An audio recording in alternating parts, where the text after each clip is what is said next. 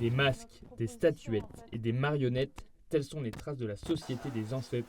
Il n'y avait pas eu d'exposition culturelle sur le Vanuatu depuis 1992. Le musée canois y remédie. L'objectif du musée, c'est aussi de faire voyager le public canois ou le public international vers des endroits que parfois on ne connaît même pas l'existence. Ce sont ceux qu'on appelle les ancêtres qui détiennent les connaissances.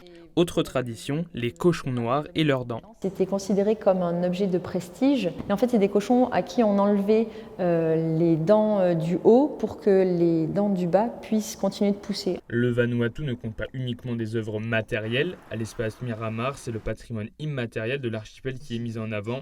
Un film est projeté sur le dessin sur sable. Les spectateurs sont conquis. Une grande découverte, parce que c'est un sujet que je ne connaissais pas du tout.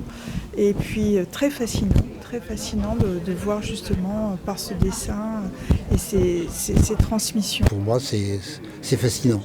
De même que certaines civilisations, que ce soit les Égyptiens, les Grecs et autres, ont laissé des traces. Là, c'est dommage parce que c'est des traces qui vont sans doute malheureusement disparaître. La pratique du dessin sur sable a été inscrite au patrimoine immatériel de l'UNESCO en 2008.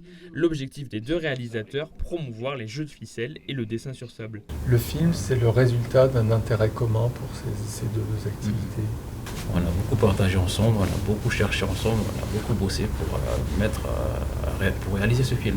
Le musée des explorations du monde propose l'exposition La Voix des ancêtres jusqu'au 25 mai prochain.